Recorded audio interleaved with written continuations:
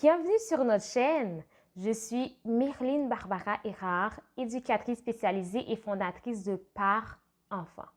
Vous savez, le proverbe africain nous dit qu'il faut tout un village pour élever un enfant et je fais partie de ce village en vous accompagnant dans la réussite dans chacun de vos enfants et de votre réussite à vous-même. Donc aujourd'hui, nous allons parler de l'argumentation quand elle va trop loin. La dernière fois, nous avons vu l'argumentation, la définition ainsi que les causes possibles. Et aujourd'hui, nous allons voir d'abord des pistes d'intervention à mettre en place quand il y a présence d'argumentation et après, on verra quand est-ce qu'elle va trop loin. Donc, qu'est-ce qu'on peut faire quand un enfant argumente sur un sujet ou sur plusieurs sujets? Ce qu'on peut faire d'abord, c'est commencer par connaître le pourquoi, la raison pour laquelle l'enfant argumente. Parce que moi, je suis de ceux qui croient que personne ne fait quelque chose pour rien. Il y a toujours une raison en arrière de ce qu'on fait, de nos comportements, nos actions, nos paroles, nos gestes. La raison peut ne pas être valable, mais il y a une raison en arrière. Donc, que ça soit positive ou négative, il y a toujours une raison en arrière de ce qu'on fait. Et voilà pourquoi on va aller chercher la raison pour laquelle l'enfant argumente. Un enfant qui argumente pour se brosser les dents, on va aller chercher la raison, essayer de comprendre pourquoi mon enfant ne veut pas se brosser les dents. Pourquoi, à toutes les fois qu'il doit aller se brosser les dents, il est toujours en train d'argumenter, de négocier pour ne pas se brosser les dents. On va aller chercher la raison en arrière. Et en allant chercher la raison, ce qu'on fait aussi, c'est qu'on donne la possibilité à l'enfant de pouvoir s'exprimer. Donc, l'enfant a son mécontentement, sa frustration. Donc, l'enfant a la possibilité de parler et aussi d'exprimer ses émotions. Et ce qu'on va faire, c'est qu'on va mettre aussi des mots sur ce que l'enfant vit. On va mettre des mots sur l'émotion de l'enfant, sur la demande de l'enfant. Donc, on est en train de travailler les émotions, comment m'exprimer. Donc, c'est bien aussi de ne pas être en accord à la règle. C'est bien de pouvoir argumenter sur la règle, mais aussi, il faut savoir comment s'exprimer. Et là, quand on donne la possibilité à l'enfant, on est en train de lui montrer comment exprimer son mécontentement, comment exprimer son désaccord et comment aussi vivre cette émotion qui vient avec. Donc, on met les mots sur ce que l'enfant vit, on va formuler des phrases. Par exemple, on va dire à l'enfant, tu es fâché parce que tu ne veux pas te brosser les dents. Donc là, on est en train de dire la demande, qu'est-ce que l'enfant ne veut pas faire ou veut faire, et aussi l'émotion que vit l'enfant par rapport à cela. Et si, par exemple, l'enfant nous donne une raison logique, valable, pourquoi il argumente, donc une raison logique en arrière de l'argumentation, alors on peut modifier la règle, on peut changer la règle, parce que le but, c'est ne pas d'être rigide puis d'avoir des règles où on dit, OK, ça, c'est la règle, on reste ferme, on ne change pas, on ne bouge pas. Parce que l'enfant peut amener des choses logiques. Parce que quand on donne la possibilité à un enfant de s'exprimer, on est aussi en train de prendre en compte ce que l'enfant dit. Donc, on réfléchit. On ne fait pas juste dire à l'enfant, OK, parle, mais je ne t'écoute pas. On écoute ce que l'enfant dit et on peut en tenir compte selon ce que l'enfant nous dit. Parce que des fois, ce qui arrive, c'est que les enfants grandissent et on oublie des fois de modifier les règles, on oublie d'enlever des règles parce qu'il y a des règles qui sont associées à des contextes, des périodes, des situations, mais qu'on oublie de les modifier. Donc, des fois, l'enfant nous amène un point et on se dit, oui, c'est vrai, je n'avais pas modifié ces règles. Oui, c'est vrai, il est rendu à tel âge, c'est vrai que la règle n'est plus appropriée. Donc, on revient sur la règle quand on trouve que la règle a une raison logique pour être modifiée, remplacée ou peu importe. Et nous, on peut aussi expliquer le pourquoi de la règle à l'enfant. Donc, pourquoi tu dois te brosser les dents avant d'aller dormir. On va expliquer le pourquoi de la règle, que l'enfant puisse voir qu'il y a une raison logique en arrière de la règle, mais on évite de tomber dans la justification.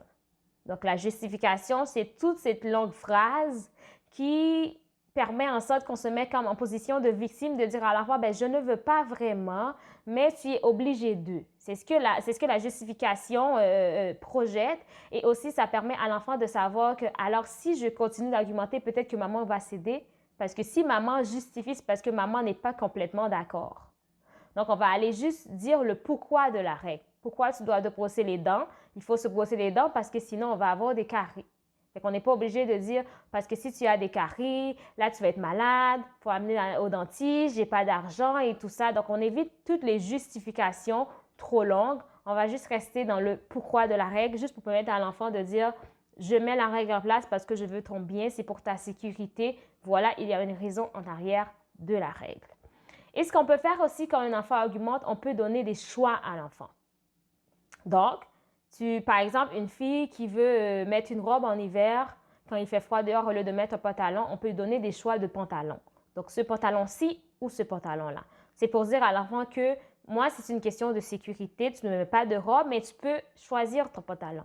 Donc, on donne la possibilité à l'enfant d'avoir un peu de pouvoir sur sa vie, un peu de contrôle sur sa vie en lui donnant le choix. Donc, parce que je peux choisir, alors j'ai quand même un peu de pouvoir. Parce que je peux choisir, alors j'ai quand même un peu de contrôle sur ma vie, sur ce que je veux faire.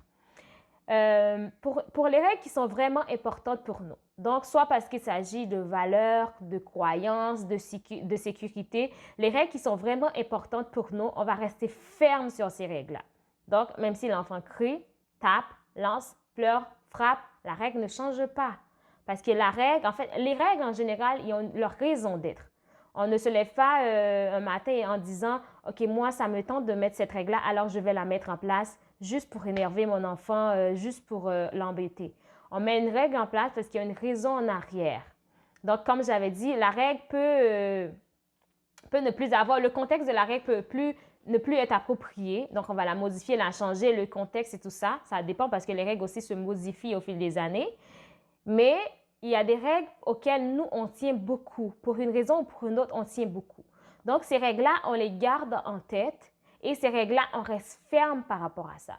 Par exemple, un enfant, on dit à notre enfant de marcher avec les ciseaux parce que pour nous, c'est une question de sécurité. Il peut se blesser avec les ciseaux, il peut faire des dégâts, peu importe. Donc, pour nous, c'est vraiment important que l'enfant puisse marcher avec les ciseaux dans les mains. Mais l'enfant veut courir avec les ciseaux, alors on les enlève. Et l'enfant va réagir, il peut crier, frapper, pousser, continuer à argumenter, vouloir les ciseaux, aller les chercher les ciseaux, mais on reste ferme par rapport à cette règle-là parce que si, pour nous, c'est une question de sécurité, on sait ce qui peut arriver si l'enfant court avec les ciseaux. Et je me rappelle quand j'étais petite, ma mère m'a toujours raconté une histoire d'un enfant qui avait un œil, je pense, qui ne fonctionnait plus. Parce que cet enfant-là, quand il était petit, jouait avec soit des couteaux ou un couteau ou des ciseaux, mais la mère ne l'a pas enlevé et il s'est blessé avec. Et quand l'enfant était rendu un peu plus vieux, il a posé la question à sa mère, « Maman, pourquoi j'ai un œil qui ne fonctionne pas? » Alors sa mère lui a expliqué l'histoire et il a dit à sa mère, « Pourquoi tu n'avais pas enlevé cet instrument-là dans mes mains? » Et la mère s'était effondrée parce qu'elle, pour elle, elle faisait un bien à son enfant. Elle ne voulait pas que son enfant pleure. Elle ne voulait pas que son enfant crie. Elle avait cette pitié-là pour son enfant. Elle ne voulait pas qu'il ait de la tristesse, qu'il vit des émotions, ces émotions-là. Mais plus tard, l'enfant lui a demandé pourquoi tu ne l'avais pas enlevé de mes mains. Fait que souvent, on a peur que l'enfant pleure. On essaie vraiment que l'enfant soit bien, content, souriant. Mais il faut voir aussi les conséquences à long terme plus tard. Qu'est-ce que ça peut amener à un enfant si l'enfant court avec des ciseaux? Est-ce que c'est positif ou négatif? Donc, comme ma mère dit souvent, mieux vaut que l'enfant pleure aujourd'hui que ce soit le parent qui pleure demain. Donc, on essaie de garder ça en tête. Quand c'est une question de sécurité, de valeurs importantes, de spiritualité, de croyances, peu importe que c'est important pour nous, on reste ferme par rapport à ces règles-là. Et aussi, on reste cohérent par rapport aux règles qu'on établit. Donc, si on établit une règle, on reste cohérent par rapport à la règle.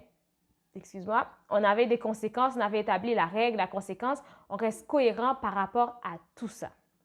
Donc, on évite de céder à modifier toutes les règles. Donc, peu importe la raison que l'enfant nous donne, alors on modifie la règle. L'enfant nous dit, mais maman, ça ne me tente pas de me coucher à 8 heures, je vais me coucher à 8h30. Et là, tu dis, oh, 30 minutes de plus, c'est pas grave. OK, c'est d'accord.